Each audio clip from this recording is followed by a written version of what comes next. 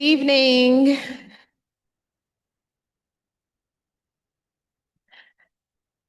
Thank you all so much for being here. We're going to go ahead and get started out of respect of everyone's time. The December 11th meeting of the Community Commission for Public Safety and Accountability is called to order. We are going to get started by asking you all to place your cell phones on silent mode.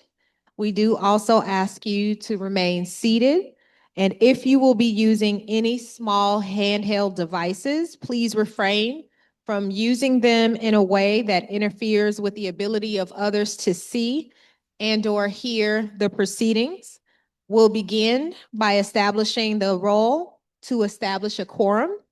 Commissioner Driver, Commissioner Gottlieb, Commissioner Minor, Commissioner Piamonte, Vice President Ruby Navarijo, President Terry is present, and Commissioner Wortham. We have 5 members of the Community Commission for Public Safety and Accountability present. We have a quorum, and we can conduct the commission's business. The next item of business is public comment. If you would like to share something related to the commission's work on public safety and accountability, you have a few options. You can speak at a public meeting such as this. You can also submit public comment in writing by emailing your comment to Community Commission Public Comment at cityofchicago.org.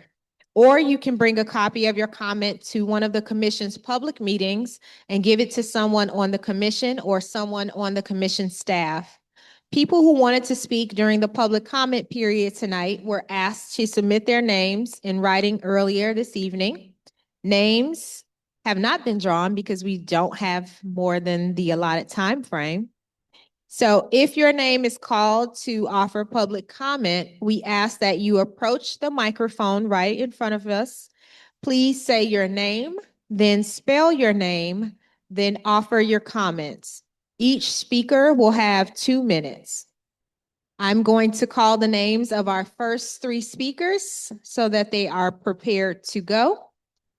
The first speaker we have is Jennifer Schaefer. She's virtual.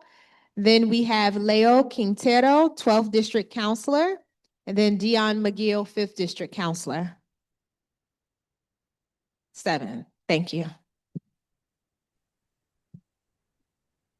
Hi, are you ready for me? Cool. Yes. Okay, fantastic. Hi, my name is Jennifer Schaefer, Schaffer.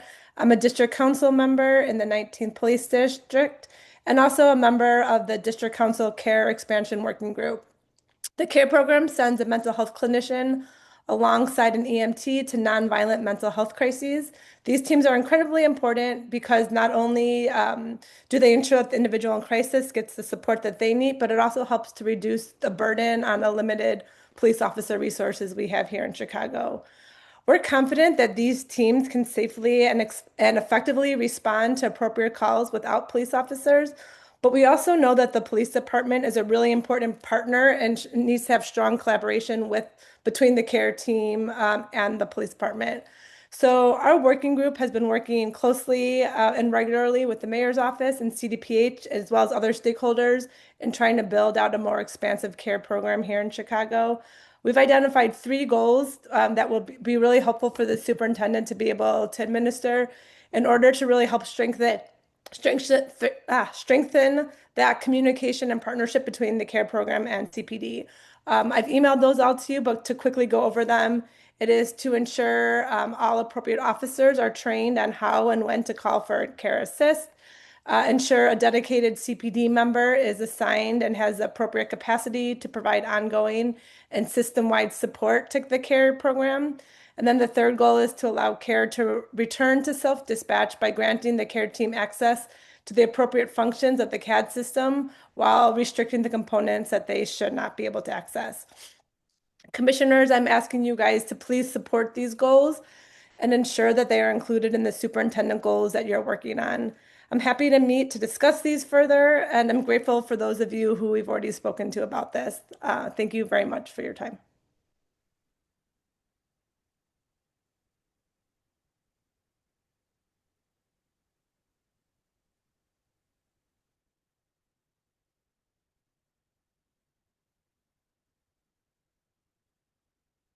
Hello. All right. Hello, everybody. My name is Leonardo Quintero, Leonardo Quintero, out of the 12th District.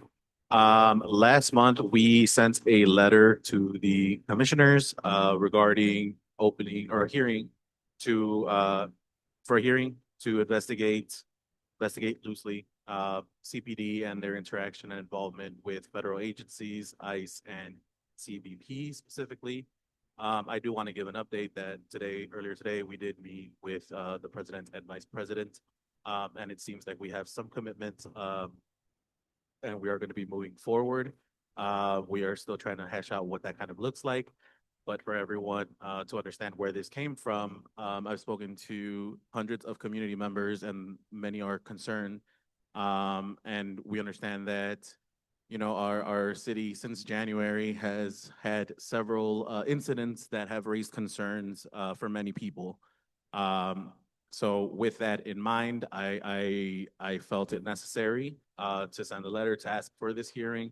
Working with my fellow district counselors, we were able to get a majority of district counselors to sign on, as well as a majority of districts to sign on. So we understand how crucial and important this is.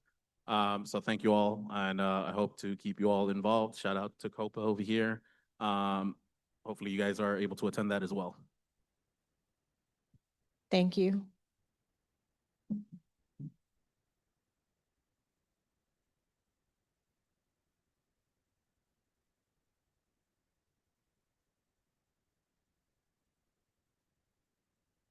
Good evening. Can you hear me? Okay. My name is Dion McGill, D-I-O-N, M-C, capital G-I-L-L, resident of Inglewood, as well as the 7th Police District Counselor. In budget season, as we are right now and watching this huge debate going on, there was a news article about something that caught my eye, and it really gave me pause. It was this idea of a loan that was being proposed by one of the budgets. And when reading about it, the loan was to cover police misconduct settlements to the tune of $283 million. And that just I paused and I was like, wait, what? And I feel like this is not being talked about enough. Not that anything necessary, and I'm not saying anything needs to be done. I say it's just not being talked about enough. The fact that year over year, we have these humongous police misconduct settlement cases that go on, and we're starting to feel the financial burden of it as a city. We're fighting about it, about loans about it. The executive director of the Center for Tax and Budget Accountability called police misconduct settlements operating costs for the city moving forward because of how routine they've become. So it's like turning on our lights and buying toilet paper, and that's a problem. It's preventable. I'm a firm believer. I don't know what that prevention necessarily looks like. I don't know what the solution is, but that's a problem. 2021, 93.4 million. 2022, 97.2 million. 2023, 74 million. That was actually below the budget that year. We were doing well. 2024, $107.5 million. 2025, by the month of September, $231 million, which was triple the budget of 82 million. And I don't want to relegate people to numbers. So we're also talking about lives that have been irrevocably altered, right? As well as people who have shown themselves woefully unequipped to do their job in that moment. And let's make no mistakes. There are people working in Chicago today who've cost the city hundreds of thousands of dollars that will be clocking in as Chicago police officers tomorrow. Also a problem. And I don't feel like this discussion happens enough on how we curb these costs, how we curb this trauma, and how we fix our city to make it reflect what this is all supposed to be about, accountability. I say it frequently. District counselors and the commission, we don't have to be friends with the people that we're supposed to be working with and overseeing. All we have to do is ask them to do their jobs, and we have to hold them accountable. And sometimes, as a former school teacher, when you're holding someone accountable, they dislike you. I don't care. This is for your benefit and for mine, and certainly for the city. And I think there's something that we need to figure out about that. But this harm, it's ridiculous, and we need to talk about it more as a body and as individuals. I don't think I've heard this discussion, and I don't attend every meeting, I freely admit it. But if we're not talking about these police misconduct cases and how they're bleeding the city, not just in money. Please don't think I'm just talking financially, then we need to do so. And I would like to see that happen with this body. Thank you. Thank you. Do we have any other comments? No? Okay.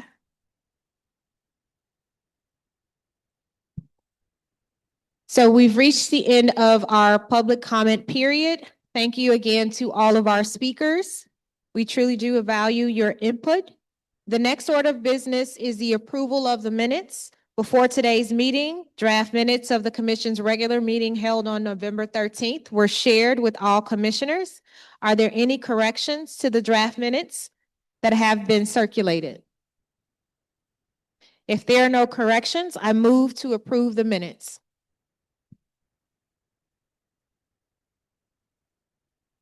I have moved to approve the minutes of the commission's meeting held on November 13th. Commissioner Gottlieb has seconded. Is there any debate on the motion? Hearing none, we'll move to a vote. Those in favor of adopting the motion to approve the minutes of the commission's meeting held on November 13th, please signal by saying aye. Aye. Those opposed, say nay. The ayes have it and the motion carries. On to our next order of business, which will be new business. The first item is the approval of a series of closed meetings. Section 2C3 of the Illinois Open Meetings Act allows the commission to meet in closed session to consider the following subjects: the selection of a person to fill a public office as defined in this act, including a vacancy in a public office when the public body is given power to appoint under law or ordinance, or the discipline, performance, or removal of the occupant of a public office when the public body is given power to remove the occupant under law or ordinance. Section 2A of the Act authorizes the commission to take a vote to hold a series of closed meetings over the course of not more than 3 months from today, and only for the purposes cited under Section 2C3. Over the next few months, the commission may need to meet in closed session for reasons that are allowed under the Open Meetings Act, including discussions about appointments and filling vacancies. I move to hold a series of closed meetings to take place for the maximum period allowable as authorized by Section 2C3 of the Open Meetings Act. Is there a second? I've moved to hold a series of closed meetings to take place for a maximum period allowable as authorized by Section 2C3 of the Open Meetings Act. Commissioner Piamonte has seconded. Is there any debate on the motion? Hearing none, we'll move to a vote. Those in favor of holding a series of closed meetings to take place for the maximum period allowable as authorized by Section 2C3 of the Open Meetings Act, please say aye. Aye. Those opposed? The ayes have it and the motion carries. The commission is authorized to hold a series of closed meetings to take place for the maximum time period allowable as authorized by Section 2C3 of the Open Meetings Act. Our next order of business will be reports and updates. We will begin with an update regarding traffic stops, and I'll turn it over to Commissioner Wortham. Thank you, President Terry. Good evening, everyone. So as many of you are aware, and we have reported the last couple of meetings, about a little over a year ago, the independent monitor, working with the consent decree, recommended that traffic stops be added into the consent decree. What that would mean is that traffic stops policies would be governed by and proceed according to consent decree work. With that, the CCPSA has worked with CPD to come up with an agreement as to how we would work toward having traffic stops added to the consent decree. Of course, if traffic stops were not in the consent decree, CCPSA would be proceeding pursuant to our regular policymaking procedures. The commission is now working with CPD, the independent monitor, the Office of the Attorney General, to come to an agreement on traffic stops policies. for reviewing and the implementation of the policy. We have met twice since our last meeting, the most recent meeting being this afternoon. President Terry and I, of course, serve on that working group, and we will continue to do that work and work with the various entities in an effort to get this done. Are there any questions? None? Thank you.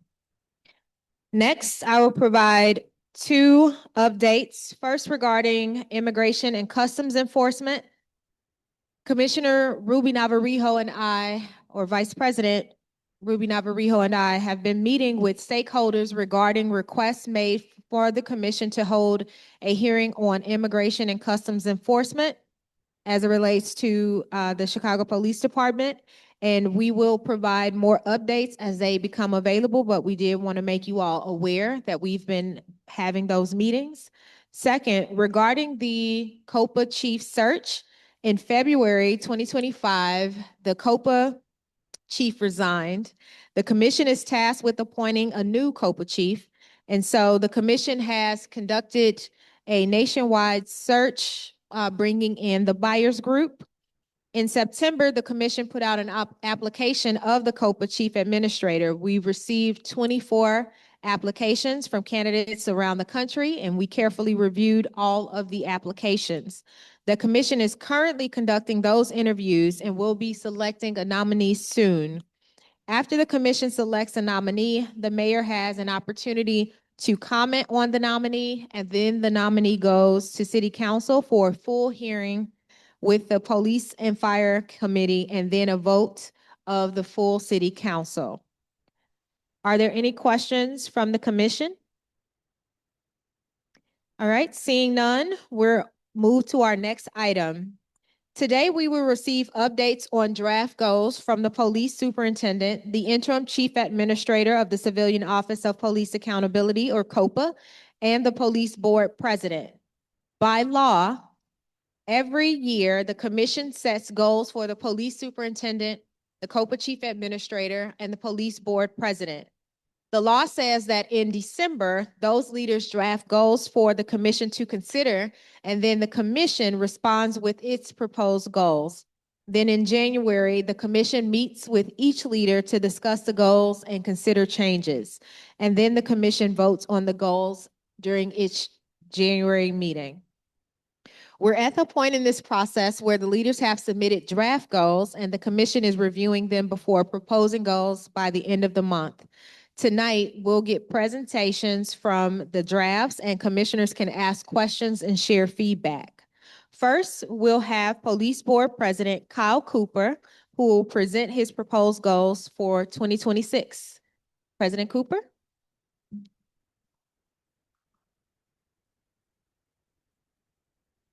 Thank you, President Terry, and thank you to the rest of the commissioners. And congratulations, President Terry. I don't think I've seen you since your appointment as president, so congrats. I also like to take a quick moment of personal privilege to shout out Officer Tyler Alexander, who is in the building with us tonight. I grew up with Officer Alexander, and I just want to thank him for his service and all the officers who are with us tonight from the 11th District and throughout the city of Chicago who are doing their best to keep us and the community safe. So thank you, Officer Alexander.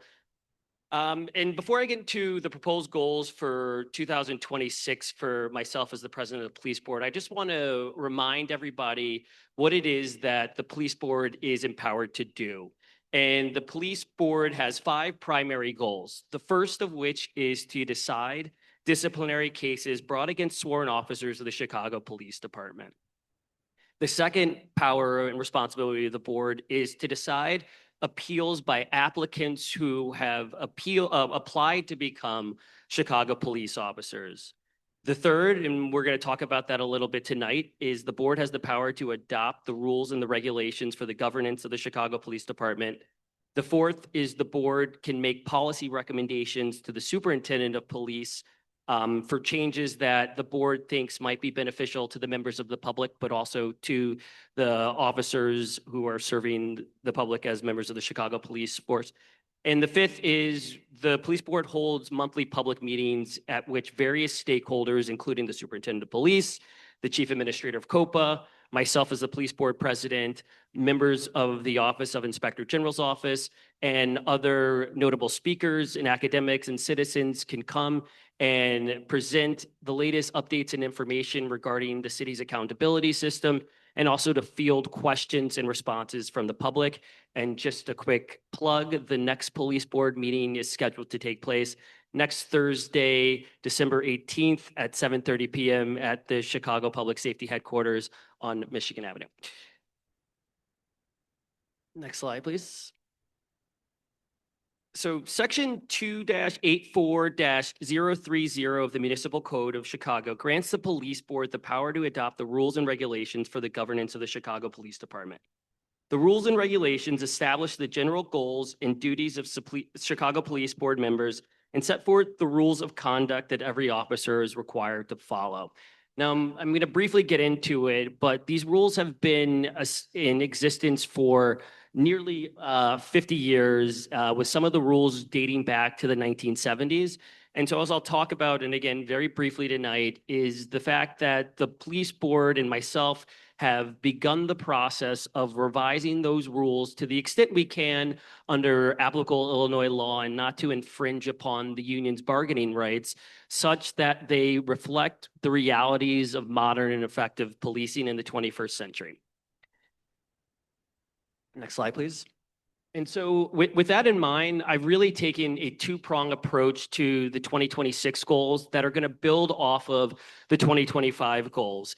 And so for 2025, one of the goals that I had as the president of the Chicago Police Board was to meet with the various stakeholders to at first determine what rules needed to be looked at, what rules needed to potentially be revised, what rules could benefit from further clarification, and what rules, frankly, may no longer need to be in effect just because, as I mentioned previously, some of these rules were established and written in the 1970s. And I don't think I need to tell any of you here that we are a long way from the 1970s in a lot of different ways. So as part of that process, I, myself, and Max Caproni, who's with us tonight, who's the executive director of the police board, met with various stakeholders to get their advice and input. We met with Superintendent Snelling, we met with COPA, we met with the Inspector General, the Deputy Inspector General for Public Safety, and we talked to the law department to discuss their views and to gain their insight on to what it is that myself should and the police board should be trying to look at in terms of revising the goals such that they would have the most maximum impact in terms of how police officers on the street would be able to internalize and think about these rules as they go about doing their very difficult and tough jobs, but also to see if there was ways to revise these rules such that would help investigative bodies such as COPA and the law department have greater clarity around, potential disciplinary decisions. And so the goal was to solicit feedback and advice from these key stakeholders to get a keen sense as to what revisions made sense. Next slide, please. And so as I briefly talked about, there's currently more than 50 rules of conduct that every CPD officer is required to follow. And examples of some of these rules are prohibitions on police officers' use of excessive force, the unjustified use of weapons, making false statements, and failing to report misconduct. The police board, just by virtue of our history handling disciplinary cases in the city of Chicago, has extensive experience as to what investigations and charges look like when we get to decide these cases. And so myself and other board members who assisted me in this process took in that sort of history and that advice, and we tried to put together a set of proposed rules that are clear, because a lot of the rules are written so broadly that it's really hard for all the stakeholders who are impacted by the rules to have a full, clear understanding as to what some of the rules actually mean. And to provide some of that clarity, we propose things such as comments that would provide concrete examples of what certain rule violations may or may not look like. And we've also updated some of the language to reflect common and more natural language that most of us would be familiar with and use in our day-to-day lexicon. And so that are just some of those changes that we have proposed in putting together some of these revised rules. And so next slide, please.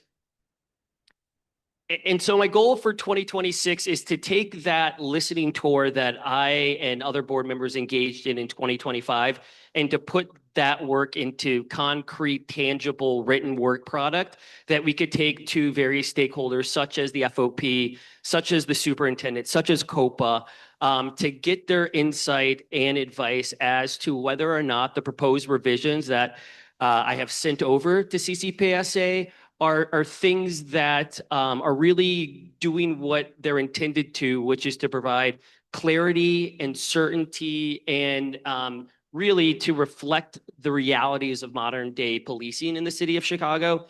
And so for the rest of next year, we're going to be taking that written work product. We are going to be soliciting feedback on that. And then with the ultimate goal to put that written work product into a finalized set of new and revised rules that will ultimately be put out for public comment and notice, and hopefully will eventually become adopted such that we would have a set of rules and regulations governing the actions and conduct of Chicago police officers that again reflect modern 21st century realities of policing and not policing as it may have existed in the 1970s.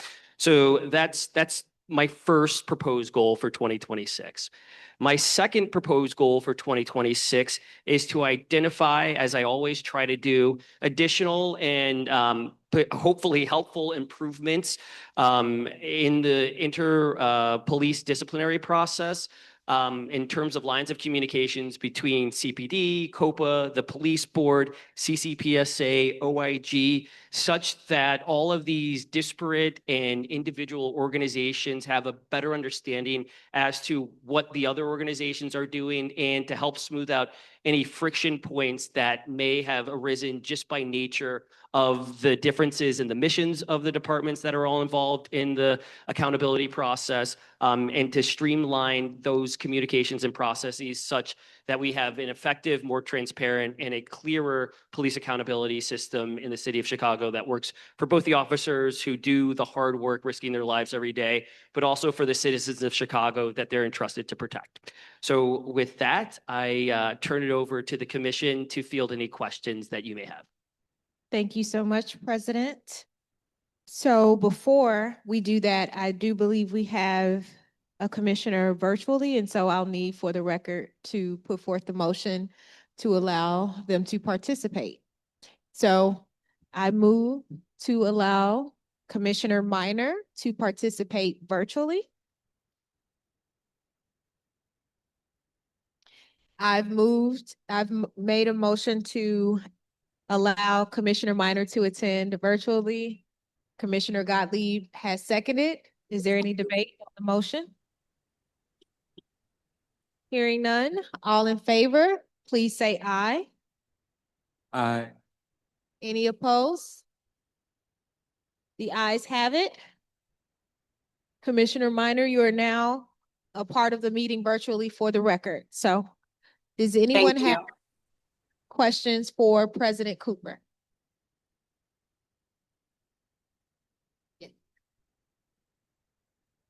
President Cooper, Hi, how are you? Thanks for being here. It's not so much a question, of course, it's just a slight comment. But you actually tie it into your second goal. And not as of late, but I've tried to come to as many meetings of yours as I can. I think it's probably a compliment to you that people come to your meetings, as you know, with a lot of public comment and feedback on things that maybe aren't in your purview on the police board. And I think it's a compliment to you because of the environment there. They feel comfortable. Often I know all the other agency heads are there, so maybe they feel like that's a way to be heard. I'm wondering if we can fold into the second goal, kind of what you did at the start of your presentation here today, which is really just outlining the authority of the board and then, selfishly requesting a plug here for a lot of the things that, not to say people are welcome to give public comment wherever they'd like to, but I think it might be helpful for this body because when I go to your meetings, a lot of what I hear are issues that we actually should be hearing here, but those people don't come here. Does that make sense? So I'm just wondering if, it's a selfish request, that you, as a part of, not to discourage them, but just remind them of the authority of the board versus the authority of this body and the various bodies, and encourage them to attend all meetings and share all of that feedback, because I actually think that would be very, very helpful for me and my colleagues. And thank you, Commissioner Wortham, for the comment. I think it's a really important one, and thank you for coming to the meetings. I know it's not always easy to go to as many obligations as we all have, and so we as a board really thank you for coming on behalf of CCPSA, and for your comment about I think benefit that comes from myself as the president of the board, but the police board in general during our meetings, to let the public know what it is that the board does and does not do.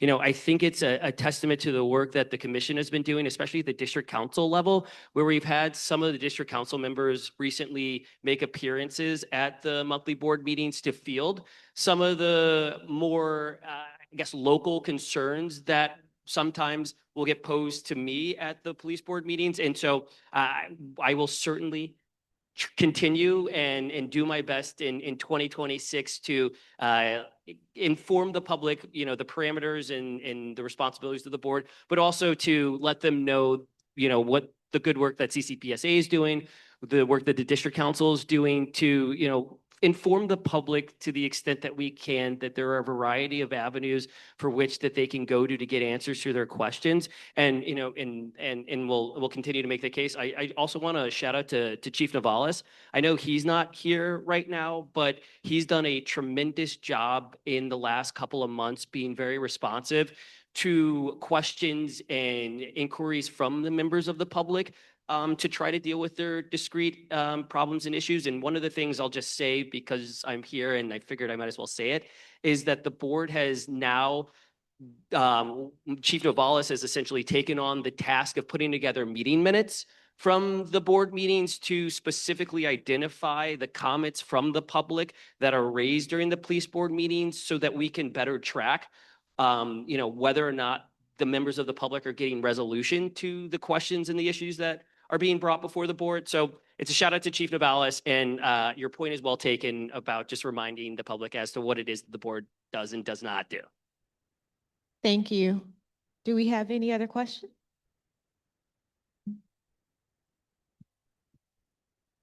Hello. Oh, there it is. Hi, President Cooper. Thank you for coming. And I also want to thank you for your continued dialogue around our goals. We've had really good conversations with the staff and the rest of the commissioners, so I want to thank you there. I only have one question as we move into 2026. Obviously, we agreed that the rules and regulations need to be updated, and we understand that that's important. What is maybe one or two challenges that you see with trying to fulfill this goal in the new year that we can work on together? Thank you very much, Vice President, for that question.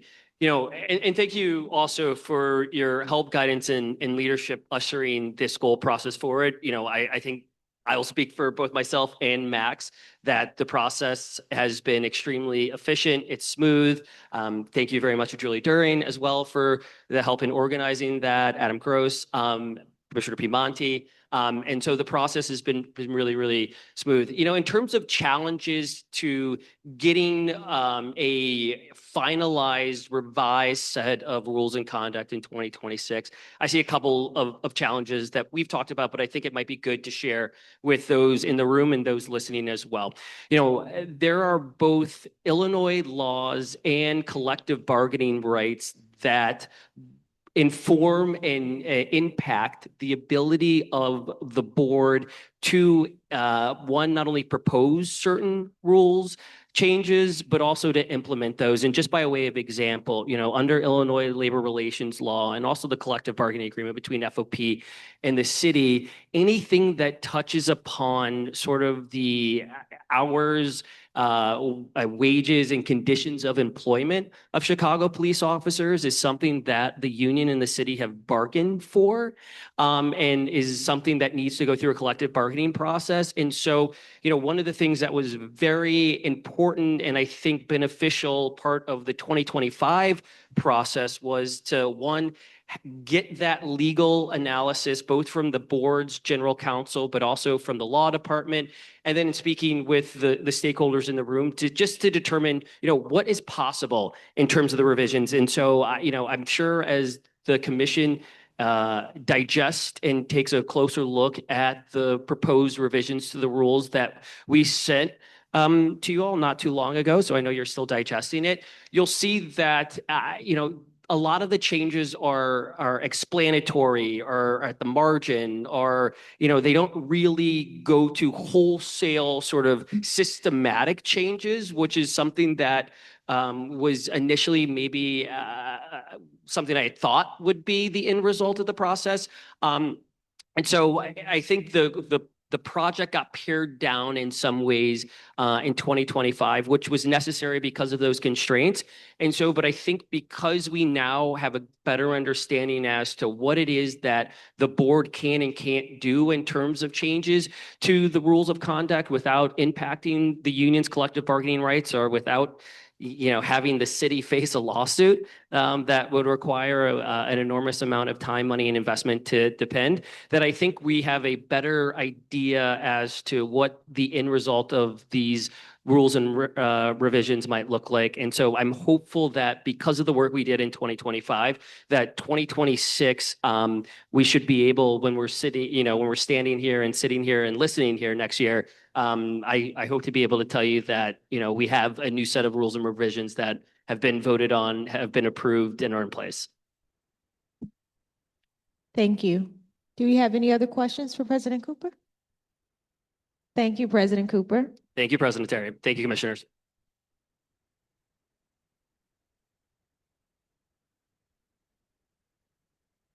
Now we will hear an update from the interim COPA Chief Administrator, LaKenya White. Chief White?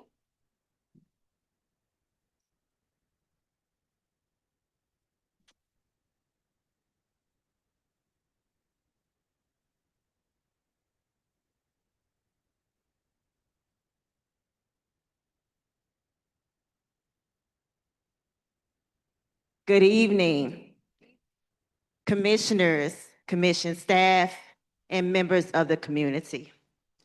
Thank you for the opportunity to provide a brief overview of COPA's goal-setting process. Next slide. Before reviewing COPA's proposed 2026 goals, I would like to provide an update on our 2025 goals and the progress we have made. As outlined in the goal-setting process, COPA provides the Commission with a self-evaluation each year. We submitted our 2025 self-evaluation earlier this month and look forward to receiving the Commission's evaluation in the weeks ahead. As you can see on the slide, COPA established 4 goals for 2025. First, COPA was to draft a policy in coordination with the Commission that governs COPA's communication with the media and other key stakeholders about open cases. COPA developed a media and key stakeholder guidance to address this. The guidance was informed by consultation with law enforcement and oversight agencies and through collaboration with the Commission. It is now in effect. Second, COPA was tasked with implementing a pattern and practice policy.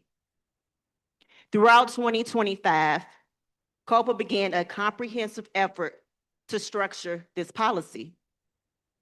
This included reviewing investigations conducted by leading agencies such as Department of Justice. COPA has engaged researchers, community groups, subject matter experts, and other civilian oversight bodies to ensure the framework is informed by national best practices. COPA submitted a draft policy to the Commission last week and looks forward to their feedback. Third, COPA was to continue developing its mediation program and to finalize a policy governing that program. COPA held community conversations earlier this year to ensure the program is shaped by community input. COPA has trained staff throughout 2025 on how the program will function within the agency's workflow. Recruitment and screening of community mediators is now underway, and the program is anticipated to launch in early 2026. And lastly, COPA was to finalize a policy that defines our collaborative relationship with the commission. Throughout the year, COPA worked closely with commission staff and internal teams to develop a memorandum of understanding, or MOU, that outlines information sharing, meeting participation, and other key functions. COPA is in the final stages of completing this MOU with the commission. Next slide. On this slide, you will see two figures that sit at the core of how COPA measures its success. COPA is approaching full compliance with the consent decree, and our caseload remains just under 600 pending cases.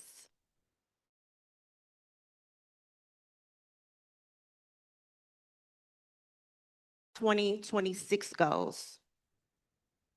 The slide lists COPA's 4 proposed goals for 2026. I will walk through each of them in more detail on the following slides.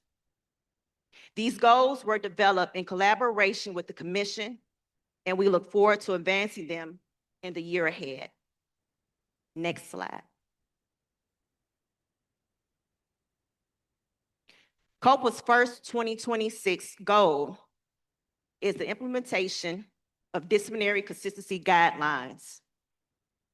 This work aims to strengthen internal consistency in our disciplinary recommendations and increase alignment with BIA on aggravating and mitigating factors.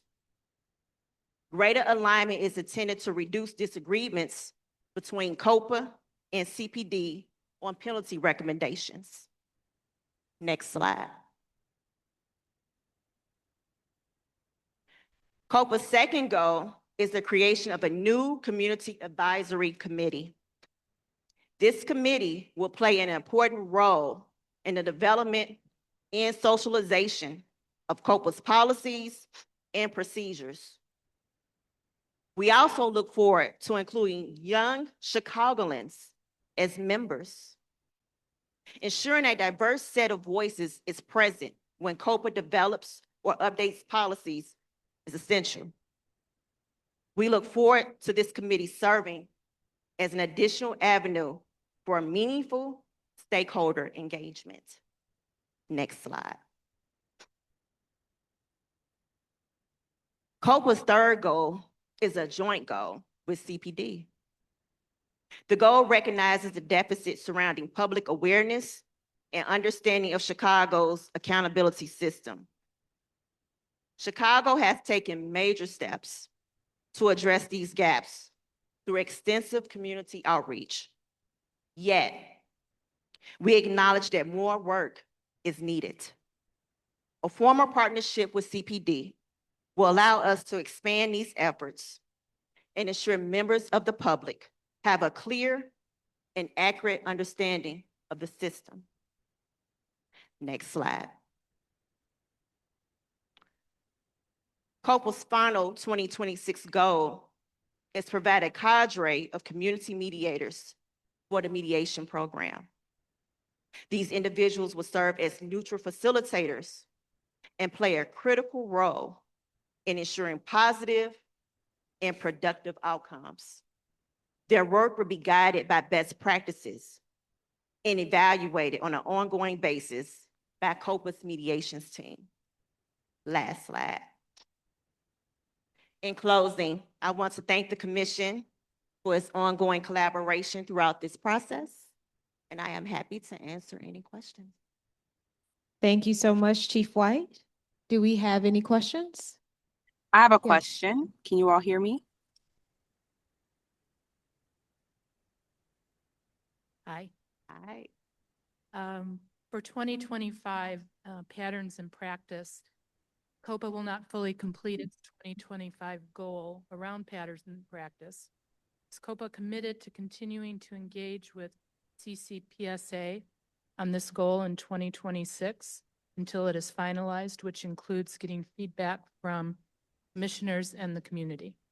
Absolutely, Pamate. So just to, for a little clarification, we did submit the draft policy, which you guys have to review and give to us. But that policy also has to go through the monitors, the IMT team, and also has to go through OAG as well for that policy to be finalized. So we look forward to still working with you guys in order to finalize that policy. Thank you. Thank you. Okay, so thank you, Interim Chief White, for being here. So I'll start with one question about the second goal for 2026, which is the this policy advisory group that you're hoping to create. I'm wondering how that group will be selected and how you'll make sure that you get diverse voices in that group. Sure. So we will put out something almost like an application process for review. So look for that to be on our website. Look for that to be on our social media outlets.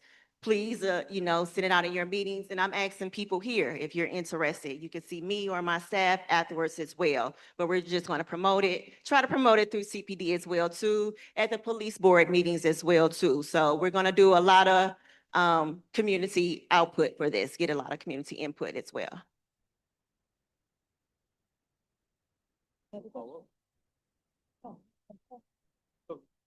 Did you have another? Oh, okay. In relation to this, can district counselors sit on this committee, or is this just for? I don't see why not, but let's talk about it. Let's talk about it. I have to go through the legal chains to see if we're gonna, if it's gonna be appropriate. So to be continued, we can get you that information back. at a Just in later date. case, like, the district counselor asks, I think it'd be good to have that. We'll see. Yeah. Okay, so question related to the goal for this coming year. So I'm obviously excited to see the continued emphasis on the community mediators. A question I have is, how will you make sure that the mediators are truly representative of the communities they are in, especially given how much goes into potentially becoming a mediator? So what's going to be done to make sure that the mediators are truly representative of the communities?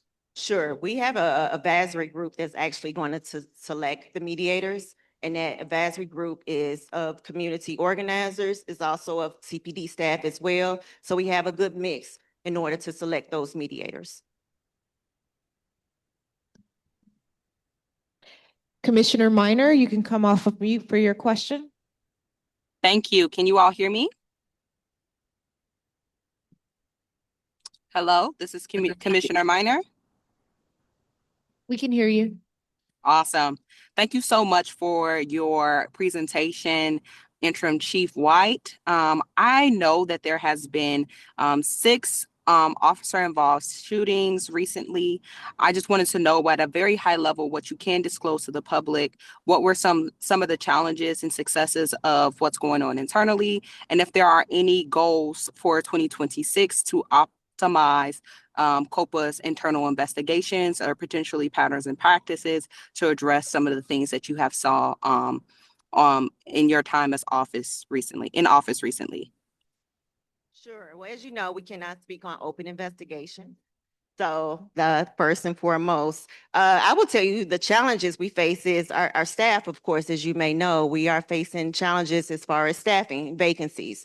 So that has been an issue, but yet we are still pushing and responding and maintaining. So that, is going well. As far as patterns and practices, none has been identified at this time. Does not mean that nothing can come out at the end, but we continue to look at, cases as they come along. Thank you. Thank you. Hello.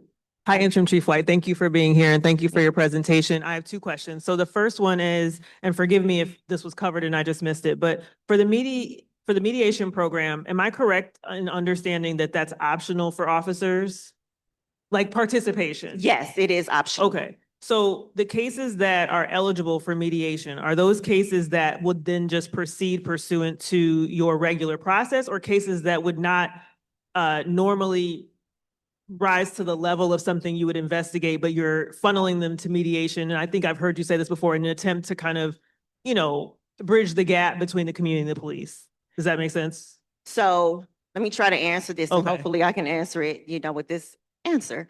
So we have a guidance that we are working on that will detail our eligible complaints. So it will have to fall in that criteria. So it's just not certain complaints. It's whatever complaints fall within that criteria. Then it will be optional. So the community has to buy in and the officer has to buy in. All this is done on good faith.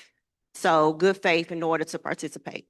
Right, and I appreciate that. I guess what I'm trying to understand is, once you finalize the list of criteria, because it's optional for officers, are these cases that if the officer chooses not to opt in, would not be something your agency would proceed on because they don't rise to the level of something you'd proceed on? Am I understanding that correctly? It depends. Maybe. It depends. Okay, It so we'll depends. see that final list and then will it delineate, will the list be delineated between things that you would proceed on and things that would be just things you would want to have mediation on in terms of relationship building? And I can follow up with some context, just so I'm not trying to be like unclear here. What I'm saying is, I'll be frank, I'm concerned, is there a file being created, right? Okay, we say, well, we've had this many mediations, which suggests potential wrongdoing where there isn't necessarily wrongdoing, but something your agency might identify as a opportunity point for relationship building. Does that make sense? That makes sense. Okay, so that's my concern. And how will that be managed so that it is truly something that proceeds, and I'm sure you're proceeding in good faith, but that it isn't kind of manipulated in terms of the data to suggest something that isn't there? So we will still do a full review to make sure that the case can be mediated. So everything will be in good faith, So we will look at each case and evaluate. When we think about cases, the complainant calls in and makes a complaint. However, we still have to do a full review of that case. And if it doesn't align with what's in that policy, if it's harmful to CPD or harmful to the community, those cases cannot be mediated. So every case has to be evaluated differently in order to proceed. That kind of. So, yeah, and it might be, maybe once we have the list, I'll be able to follow up with more specificity so I can understand better, because it Yeah. might just be me, but we'll see that list when it's finalized, And right? can I ask it in a slightly different way that might? Of course you can. So just following up on that, is it a replacement for discipline for the disciplinary procedure, or is it No, separate? this is not replacement for discipline. But I mean, like in a specific case, if someone goes to mediation, they're no longer going through the normal disciplinary channels. Is that- Correct. Right, but okay, and just so I'm clear, once we get the list, I get that. Yeah. My concern is, I don't want to be creating the appearance of a need for discipline where one doesn't exist in the effort to build relationships. And that's what I'm concerned about in terms of, because we all know we're data, right? Data. So if we're gonna ultimately say we've done this many mediations, I want to be clear about how that's represented in terms of what's going on in the city. That's all. But I do think it'll make sense, Chief, once we see the list and how it's used. So thank you for Okay. that. And if you have more questions, I'm free to answer.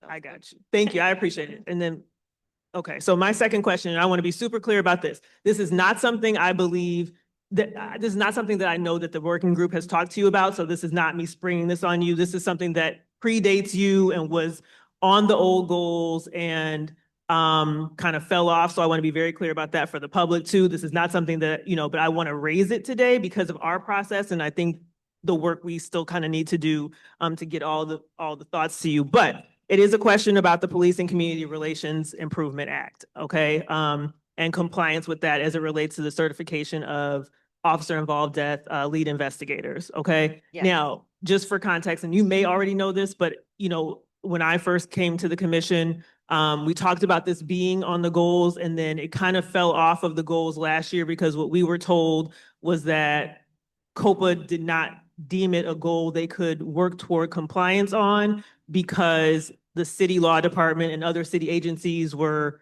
trying to figure out how to come into compliance. I guess my question for you is, do you have any additional information about working toward compliance on that in terms of having the right certified investigators on scenes? And then B, if not, if as we move forward, is that something we could fold into one of these goals in terms of just like the integrity of moving forward, so that as we're talking to other agencies in the state who might step in on that work, you would be a part of that? Does that make sense? So, no, because I'm Okay. trying to understand the question. So you're talking about PRCREA, correct? Yes. Yes. So our investigators are trained under PRCREA. We do go through a training for PRCREA. So that's why I guess I'm lost in your question. And so maybe if we're missing an update, I can just tell you what we last were told last year. And that's why I gave the disclaimer, because we were last told that compliance couldn't be achieved in that regard because the city law department and the city and everybody else was still working on it. So again, that's why I gave the disclaimer, because I don't know that it was brought to you in the goals process. And the last thing that we were told last year when I brought this up was that that's why COPA couldn't come into compliance. So maybe we can talk about that later. You Yeah. can send us whatever, but Yeah. great if we've gotten there, but Yeah, just and didn't- I think we can talk about that and maybe have some clarity from, Okay. I have my general counsel here as well, so we can provide greater clarity with that as well, in Department of Law as well, to get them included. Okay. To see if that is even able to be a go. Okay. Okay. So I'll just say, if for some reason there's still something missing, you'd be willing to kind of fold it in as necessary so that you guys can, of course, be in compliance with all laws. Yes. Perfect. Thank you so much for being here. I have another question. Chief White, thank you for being here and for your presentation and all the work you're doing. Sure, it's not easy with all the vacancies in your leadership, so thank you. Thank you. I have a question about 2026 goals. It's around the misconduct investigation, public awareness and engagement. I think this question is pertinent to the goal for next year. As you know, we had a public comment today about what's going on with ICE and CBP in the community. I wanted to give you an opportunity to explain what is the role of COPA at this time when it comes to welcoming city ordinance concerns when it relates to the Chicago Police Department. Sure. So just a little background on ICE. The last time I was updated, and this was budget, we had 24 ICE complaints total that we received since June. Of those 24, 4 were at COPA, 2 additional were pending preliminary investigations, so that is a total of 6. The other 17 were assigned to BIA or the Inspector General's office, and 1 went to ICE's Office of Professional Regulations or Standards, I'm sorry. So the goal right now is to get COPA, to get the WCO ordered to our ordinance. We are working with City Council to get that added to our ordinance, and we're hoping, anticipating by the beginning of next year that it will be included. Thank you, Interim Chief White. I guess one last thing as we go into 2026, I'm going to ask questions to CPD as well, but I do encourage COPA going into 2026, what we can learn about these incidents and how our department is responding and just how we can learn from it to better understand what we can do, if anything. But I do have another question, if that's all right. In regards to mediation, Yes. will COPA continue to engage district counselors around the mediation goal? Yes, yes, I will tell you, Daisha Muhammad, who is our Director of Mediation, is awesome. And she is definitely going to continue that community input from the community. So look for her to send out those requests to the district councils as well.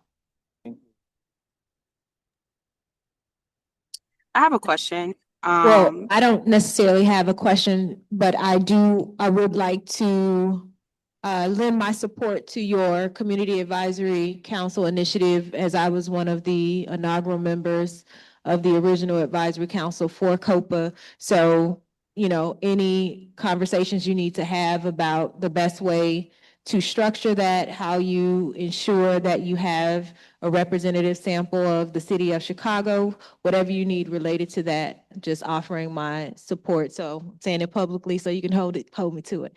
But I don't have any questions, and thank you. I'm going to accept it publicly. Thank you, President Terry.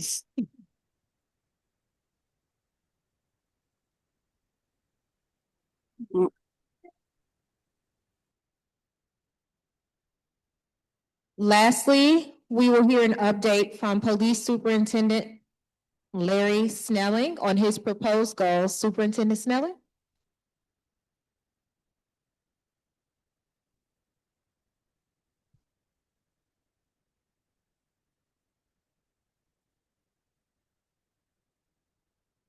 Good evening.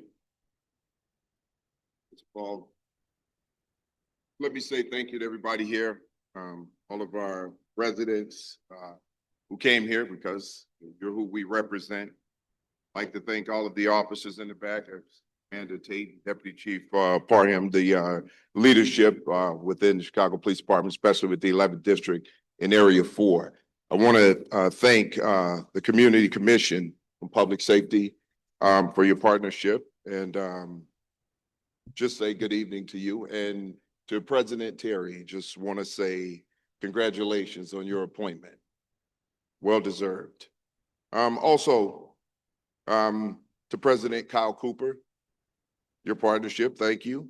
And Interim Chief LaKenya White, just the hard work that we've done so far since you've been in the role in the interim position has just been great, and I look forward to continuing that. And good luck as you move to get the position permanently. First of all, let me just again talk about some of the things that the Chicago Police Department has done so far, especially when it comes to the 2025 goals. This year, we fully met our goal to strengthen victim services for those affected by crime. This was extremely important that we reached out to our victims. Our detective division has done a great job of reaching out to our victims with victim services, our family liaison officers within the detective division, reaching out to those people who have been traumatized by violent crime. It's extremely important that we do that because it's going to help us strengthen our relationships and strengthen investigations. We also fulfilled our goals of implementing and updating a policy regarding prohibition on criminal and bias-based organizations. We continue to work with the mayor's office with that. Additionally, we had a significant progress toward our goals in the area of community policing, officer wellness, Fourth Amendment training, and the workforce allocation model. We recently opened our academy to members of the public. It was our community training days where people were allowed to come in and participate in some of the training that our officers get. It was eye-opening for a lot of the participants. We actually had some members of the commission to show up, and it was a great team building effort. Members of our community had a lot to say about it. We got a lot of great feedback, and we're going to continue that as we move into 2026. And as we continue our progress for 2025, we have set more goals for 2026. Our first goal is to increase public awareness of investigations, of the investigative process, and create clear accessibility pathways for the community to assist in solving cases. Our detectives are already doing that, working with our communities. Now, what I've always spoken about is the importance of our community partnerships and the efforts as our community work with our detectives to help increase the value of our investigations. We want to increase transparency and understanding around our investigative process, which will help us build more trust, which leads to strong investigations throughout the community as we seek community assistance. Our second goal is to strengthen forensic evidence collection, analysis, and storage. Throughout the past few years, we have made significant investments in our forensic service section. Forensic science is crucial to our investigation. It is important for us as a department that when we have repeat and violent offenders, that we build strong cases so that not only that we can take them off the street, we can keep them off the street. We don't believe in just locking people up and throwing away the key. However, there are some people that when we know that they're repeat offenders and they're going to continue to offend, especially when it comes to violent crimes, we need to have those people off the street. And in order to do that, we have to build strong cases. Now, one of the things that we've had problems with in the past is we look at reverse conviction cases.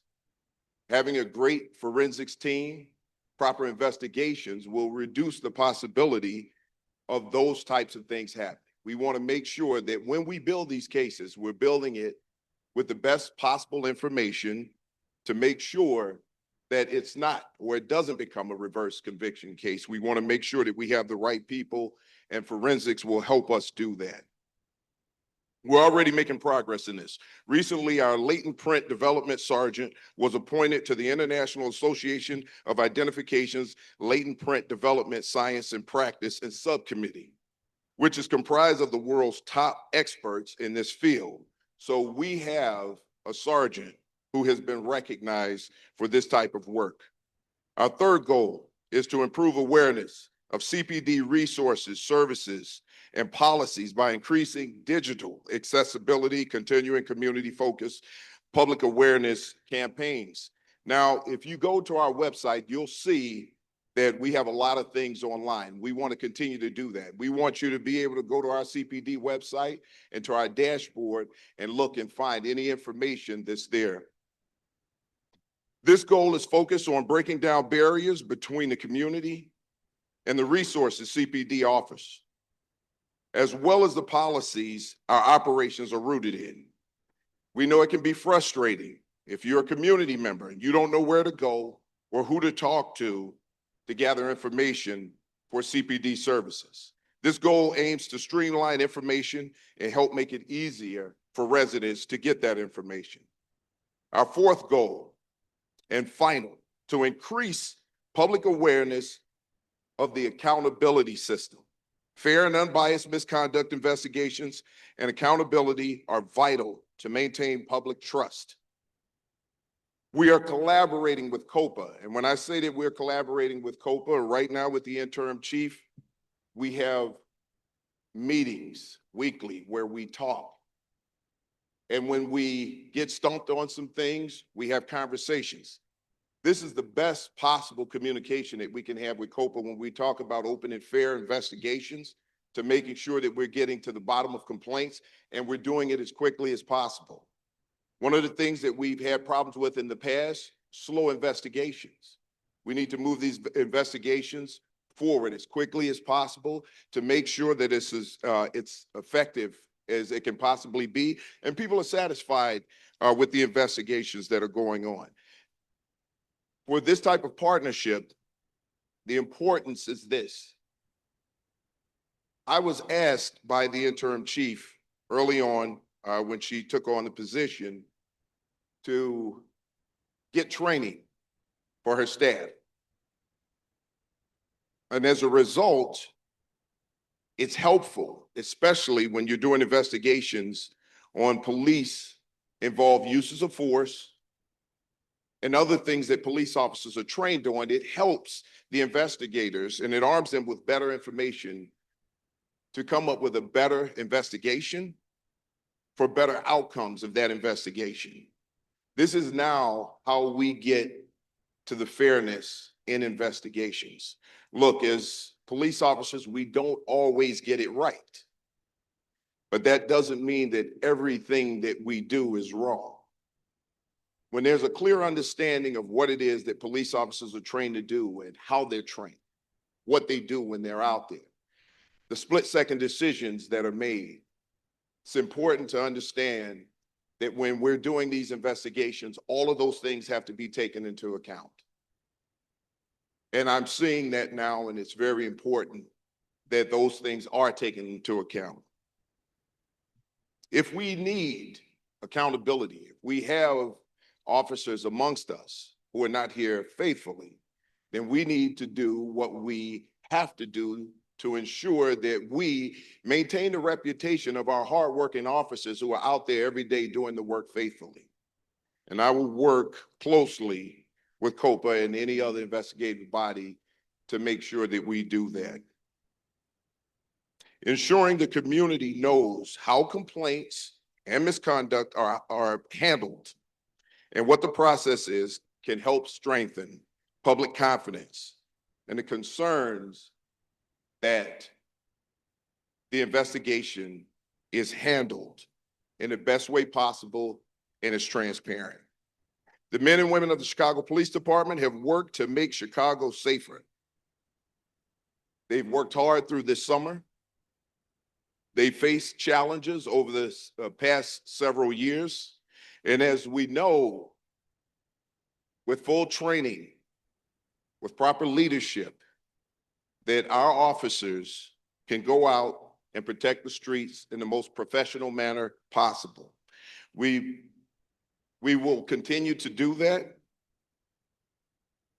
And for everyone who is sitting here today, everyone and every resident across the city, it's extremely important to understand that our officers are facing challenging times, but they're going to continue to go back out and do it every single day to make sure that all of our residents are safe. Thank you, and with that, I'll take any questions you may have.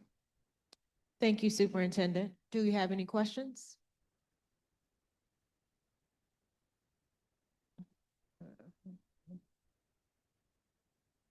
Commissioner Minor, do you have questions? Thank you so much, Superintendent Snelling, for this presentation. First and off, for thank you so submitting- much for being Oh. here. I really appreciate it, Superintendent Snelling. And I, yeah, certainly appreciate your service. With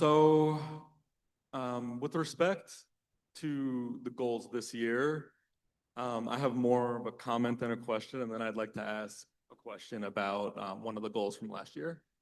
So with respect to this year, it seems to me that most of the goals really focus a lot on sort of informing the public and community engagement, and that's certainly incredibly important. But I will say I was surprised when I saw the goals that, at least from my perspective, they didn't seem to reflect some of the issues that that are being reported on. So for instance, what one of our district counselors earlier today talked about in his public comment about the amount of misconduct settlements.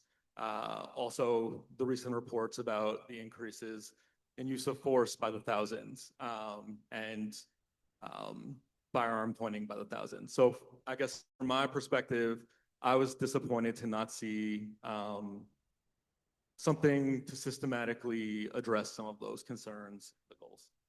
So that's, I mean, you can certainly comment on that, but it just, I wanted to provide that feedback. No, thank you for that. And we can easily explain that. And we continue to hear over and over again that there's been an increase in use of force. When we look at those numbers are compared to the years of 2020, 2021, and those were the years of COVID, civil unrest. Officers were not engaging as much at that time because lockups and things of that nature were closed. People weren't being held. So there was a significant decrease in police interaction. There were also things that were shut down publicly. Now, what's important here is that during that time, there were reporting, because of the consent decree, there were parts of uses of force, or not necessarily a use of force, that were non-reportable under the old system. One of those was a simple control hold. Prior to 2021, that was not a reportable use of force. It is now. One of the things that you'll see is that there's also a claim that there's an increase in uses of force against youth. When we look at what has happened with teen takeovers, the fights that break out, and we have video footage of it. We've also, during those times, have had teens who have murdered each other in these same locations in the downtown area.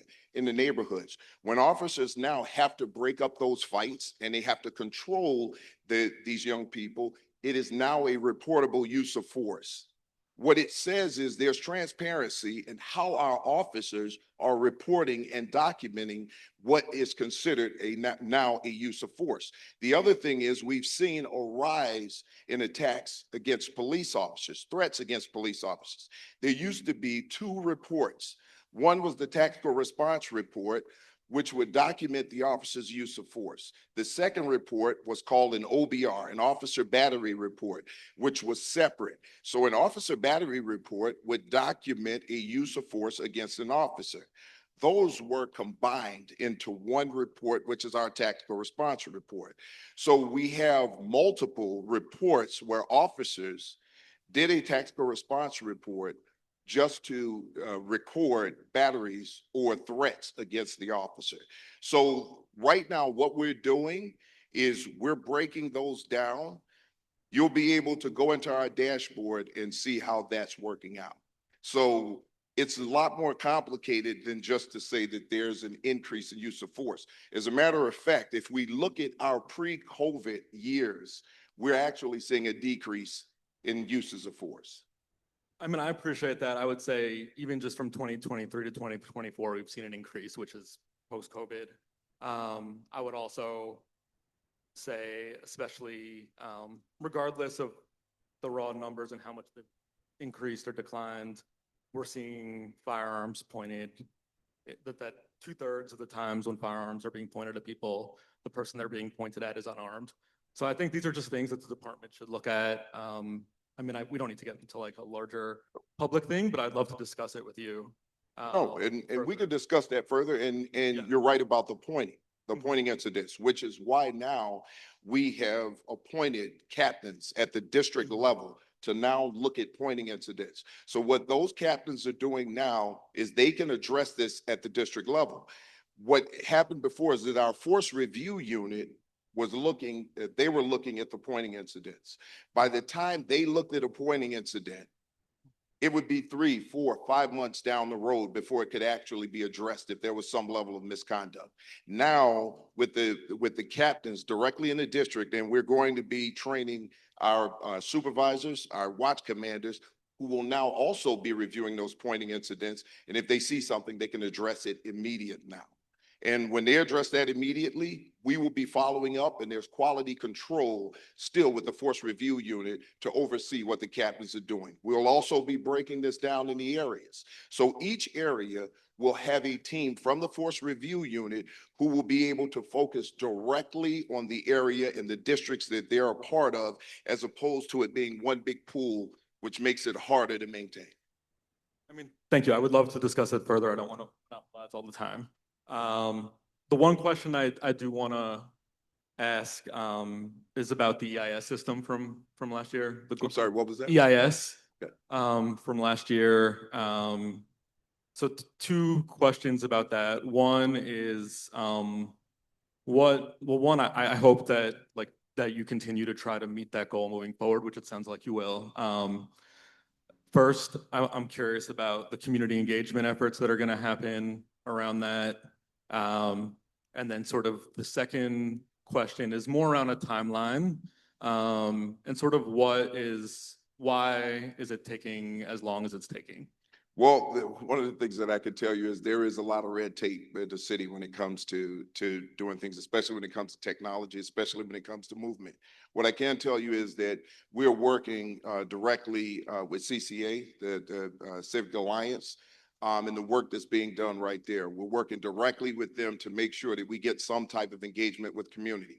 One of the things that I saw and I had an issue with is that when we're reaching out to the community, we weren't necessarily getting connected with the people that we needed to get connected to. The samples were very small. So we worked with CCA, who did some outreach with community groups, who then did further outreach. We got a lot of feedback from that. And from that feedback, we continue to work with CCA around what we're doing. And I would be more than happy to share the work that's being done with CCA. Okay. We have Commissioner Minor. Hello, can you hear me? Commissioner Minor, if you're speaking, I can't hear you. Yes, I'm speaking. Can you hear me? Now I can hear you. Awesome. Thank you so much. I have been having a little bit of issues on my end with using my mic and no one being able to hear me. So thank you so much for acknowledging that you can hear me. And if this does continue, then I would love to just potentially send my questions to another commissioner that can potentially articulate it on my behalf. But since you all can hear me, my question is to the point of the CARES team. We have a lot of district counselors. I really want to uplift District 19, District 17, District Counselor Leo for all of their advocacy as it relates to CARES and thinking about cross-functional collaboration. And so my question for you, Superintendent Snelling, is how is cross-functional collaboration with the CARES team currently structured? And are there any plans to implement internal trainings for members of the department on the role, scope, and protocols of CARES responders? Well, here's what I can tell you is that we were removed from the work that's being done with the CARES team. CPD is no longer associated with the actual CARES team. There is work I know that's being done with the mayor's office right now to try to maintain the CARES team. But what I can tell you is this. Look, if we have jobs or calls as an organization, as the police department, where we know it would be better served by someone from CARES to go to that job, and we know that it's a nonviolent situation, we would welcome that. I mean, as a department, if we can get clinicians or someone who is better equipped to deal with someone who's dealing with mental health crisis, and that person is nonviolent, and there's no need for the police to be there, I'm all in for that. Right now, I don't know the state of where we are right now with the CARES team in the mayor's office, but I'm looking forward to have that conversation to see where it goes. But right now, our officers are going through CIT training on a regular basis. We plan to make that more robust as to how we deal with people who are dealing with mental health crisis. So right now, when we get the calls to the job, we go there. If we had the ability to call the CARES team out, we would do so. So right now, until we know exactly what the state is going to be with the CARES team as it relates to the mayor's office, we're just going to continue to show up and do the very best that we can do as the police department. Thank you. I really appreciate your response. I also have another follow-up question to that. Well, I guess it's actually in a different perspective or kind of going towards something different in the conversation. So one of our district counselors, especially in the beginning of our meeting, uplifted misconduct cases and the cost of the city.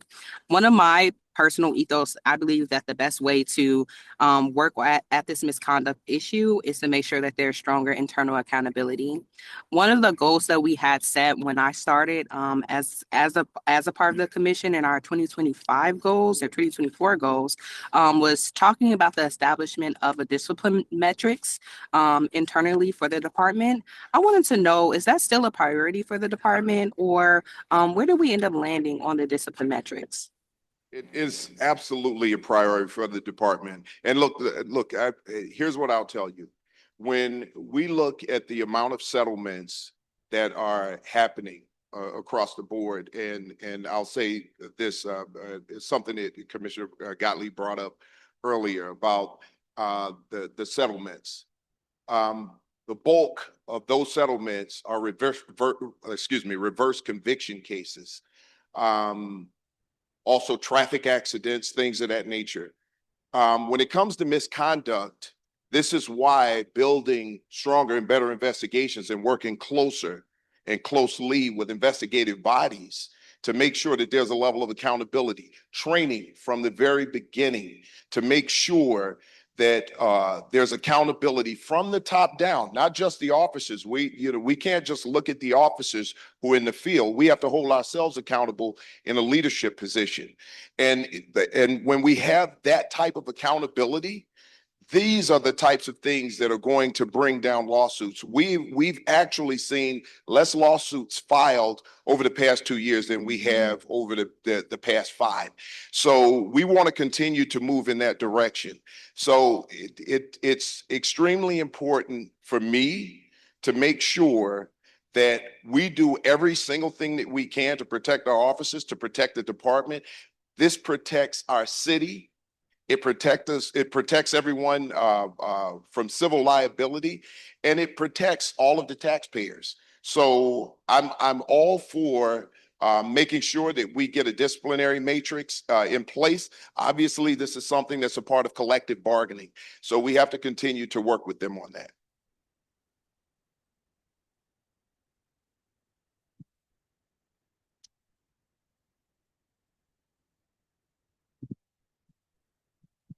Superintendent Snelling, thank you for being here and your presentation, and thank you for your service as well. Thank you. I have a couple of questions, so please,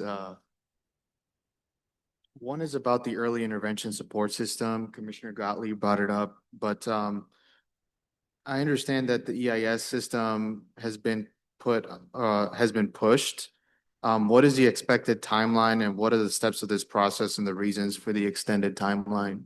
Well, right now there's several things in place with that. Right now, we're working on our PES system, our performance evaluation, to make sure that when our supervisors are doing performance evaluations of our officers, that whatever data is placed in there is accurate and it's the best possible information. That's number one.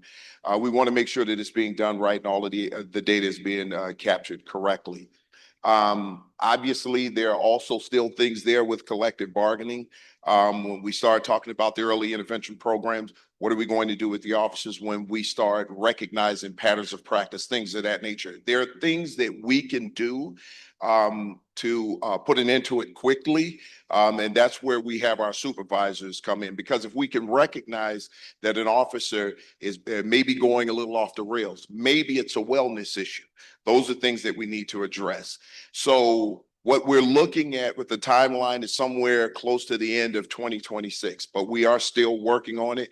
We have everyone involved. We've got the BIA working on it, the Bureau of Internal Affairs, and I'm keeping my thumb on the pulse of this because it's extremely important, and it goes back to what was mentioned earlier, where we started to talk about things like lawsuits and settlements. We want to make sure that we keep our officers in line and we keep them well.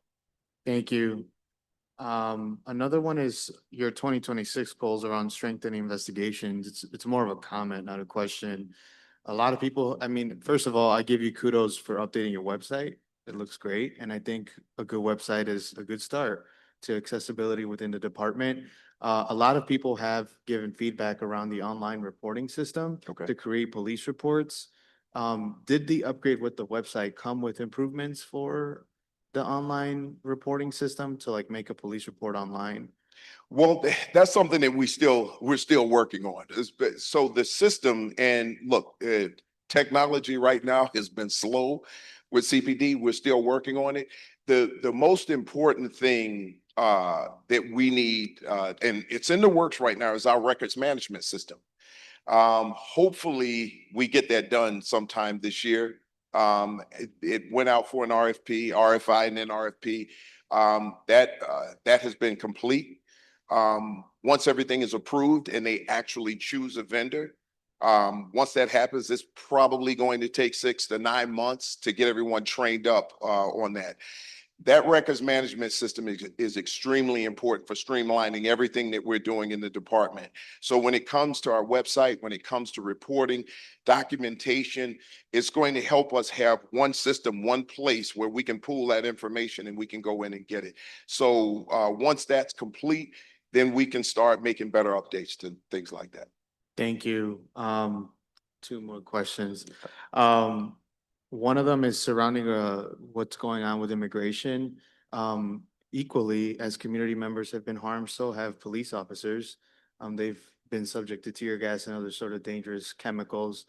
How is the department learning from these incidents? Obviously, I think this is all new, right? Who's investigating? you know, how we react to things. I know you have special orders that sort of regulate and govern this, but how are we learning through you and your leadership staff about what's occurring on the ground and how to continue building trust? I'm sure it has been harder to build trust with the community with what's going on, but wanted to give you some space to maybe comment on that as this is still ongoing. Well, 100%. And let me just tell you that it's not only learning, but trying to educate everyone else too. So when we look at the Trust Act and the Welcoming City Ordinance, and I think there needs to be more public information around the Trust Act and the Welcoming City Ordinance, and how those two things work, especially when it comes to law enforcement and what our responsibilities are.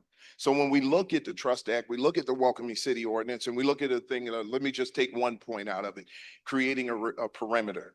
So when the talk of creating a perimeter, that would be specifically to assist an immigration agency while they're performing immigration enforcement.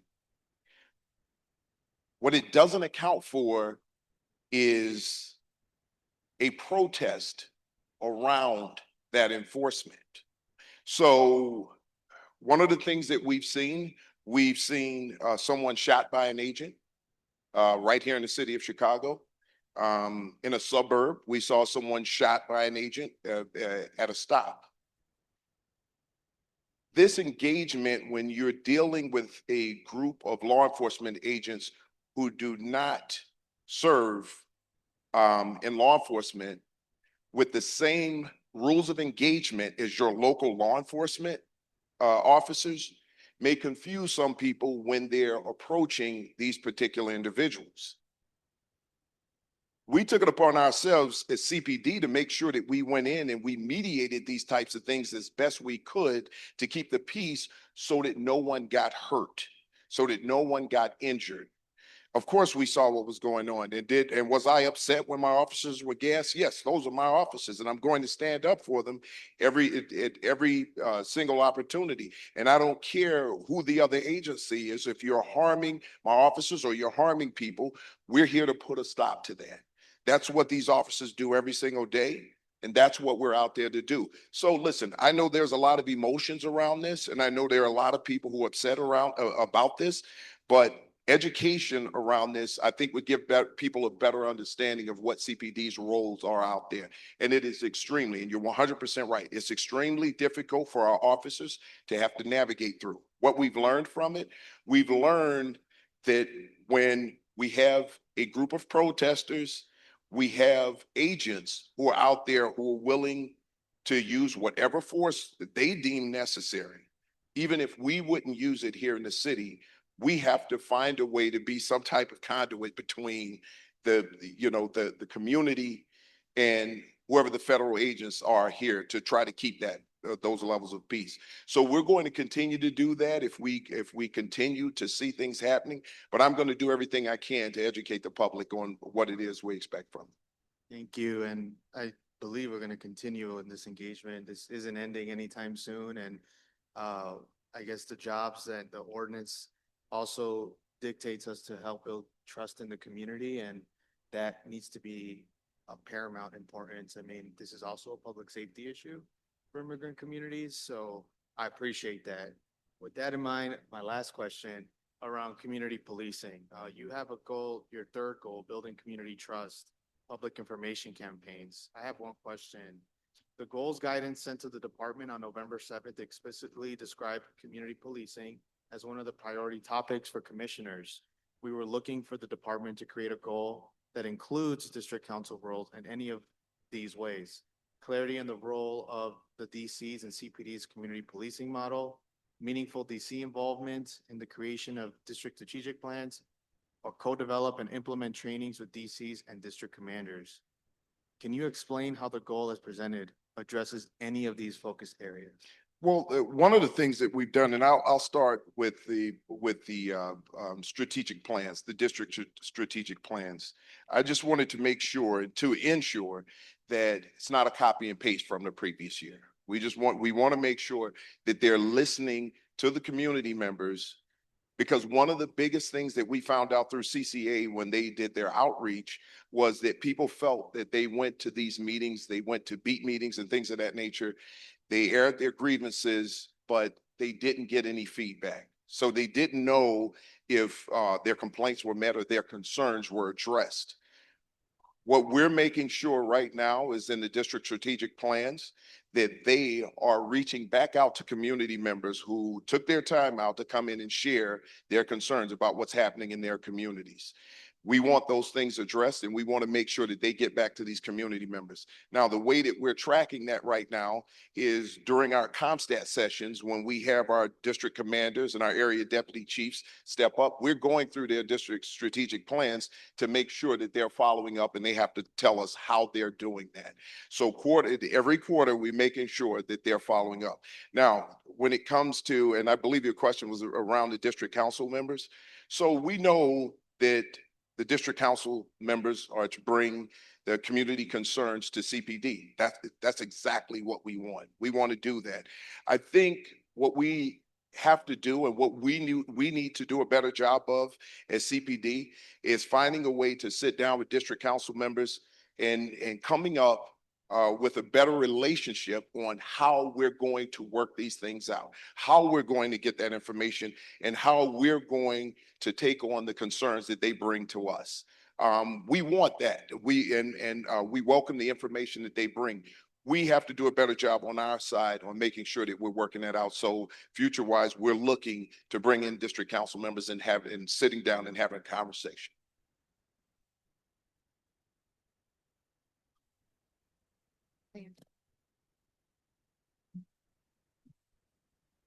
Superintendent, thank you for being here. All right, Commissioner.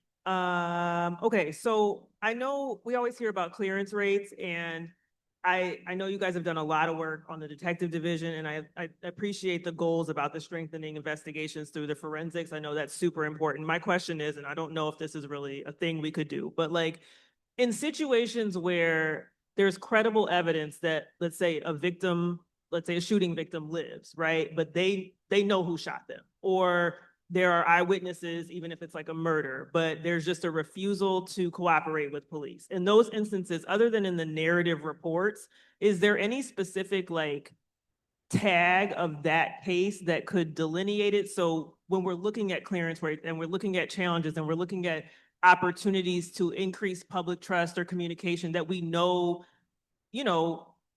trends, right? Like if we know in a particular area we're getting like no cooperation from eyewitnesses, or is there any way to tag that other than just have it in the narratives and we would have to like read the narratives to know? Does that make sense? Yeah, it makes sense, but it's kind of a hard thing to do. Right. Because, and I'll tell you why it's kind of a hard thing to do. Sometimes people won't come forward because they out of fear. I mean, they're just afraid in their communities. They're afraid of retaliation, and they don't necessarily want to be identified. And even though we know that they may have been victimized, or we know that they may have been a witness to something, we don't want to jeopardize their safety. That's something that could really destroy public trust. So, and I understand exactly what you're saying, because, but the trade-off there is that we get someone hurt. And we don't want to do that as a police agency. So we would love for people to come forward. It would help us get more violent people off the street, and we would bring some justice to those who have been violated. But we don't know the circumstances and conditions around it, especially for the witness or the victim. So we want to be very careful with that. And I totally get that. So I guess I want to be frank. I think my point is like, it's like, oh, we hear complaints that, oh, the police always solve this kind of crime, or the police, they'll find the guy in this case, but they won't find this guy. So I guess I'm just saying, like, I totally understand there's a mix, right? Some people aren't going to cooperate because they're afraid. Some people aren't going to cooperate because they're going to go get the guy, right? Like, let's just be real. So I just want, if we're going to talk about clearance rates, I want all the data on the table. Not that that means you go say like, Miss Smith didn't cooperate, like, of course not. I understand some people are afraid, but I feel like right now people are able to just look at numbers and say, well, you solve these crimes, you don't solve these crimes, but it's absent the context often. I mean, I don't have to tell you, but like, I've even seen anecdotally in my outside life, like sometimes people are just like, oh no, I'm not telling the police because I'm gonna go do that. I'm gonna go take care of that. And I don't think that should be a ding on the department. You know, if we're having those types of situations, I also think it's an opportunity for, in terms of trust building and relationship building, if we know that's an issue in a certain area, okay, well, we increase our relationship building there. We increase our outreach because we do want, whether it's fear or the desire to self-retaliate, we want people to increasingly be able to feel comfortable reporting. But I mean, I get what you're saying. I guess No. I'm just wondering if there's No, and something. I get what you're saying. And I think the problem is that we always talk about data-driven, endeavors, right? And that's great when we talk about data. But when we talk about police work, when it comes to data, it's nuanced. It's a lot more nuanced than just the data, right? I can stand up here and tell you how many tender age children have been shot or killed in the city. But a police officer can tell you what it feels like to pick that child up and put him in the back of his car and rush him to the hospital. A police officer can tell you what it feels like to stand there, apply a tourniquet, but still watch that child bleed out. It's when we start talking about data and that's all we're thinking about, we're missing the important human aspect of what's going on in these communities. So you're right. You're 100% right. But for what you're saying now, and we do know, listen, as police, every police officer in this room can tell you that they've gone to a scene where someone's been shot, attacked, and when they ask questions, they're not going to tell you because they're going to retaliate. That we know that. But in those particular cases, we fight to try to stop the retaliation as best we can. Now, when it comes to the documentation, it is in the records. So we do have things in the records if someone would take the time to read through all of that information. But I will say this, it's hard to just tell people those things and have them believe them. Because it's, and I'm just saying this now, and it's nuanced. So we have to just continue to do it. So you're 100% right. Appreciate that so much. All I'll say is, to your last point, it's hard to make them believe it. And that's why I'm saying, I mean, as we go on, I'm not suggesting this necessarily has to be something this year, but like, maybe there needs to be a drop down when we know for sure that's the situation. I'm just saying so that we're talking about like the truth and accurate things when people are throwing out the data, like you guys can also have the context, because I think that helps everybody. But I totally get your point. Thank you. Yes, thank you. Thank you, Superintendent. Thank you. Thank you.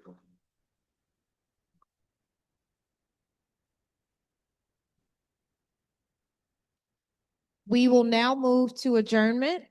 To connect with the Community Commission for Public Safety and Accountability via social media, you can find us at Facebook, Chicago CCPSA, or search Community Commission for Public Safety and Accountability, Instagram and Twitter at CCPSA_Chicago, and YouTube at Chicago CCPSA. The commission's next regular meeting will be Thursday, January 29th at 6:30 p.m. at Malcolm X College. I would like to thank you all for joining us tonight. We hope to see you on January 29th, and we hope you'll stay engaged and encourage people you know to join us in this work. With no further business before the commission, we will now move to close this meeting. We will now move into a closed meeting regarding appointments.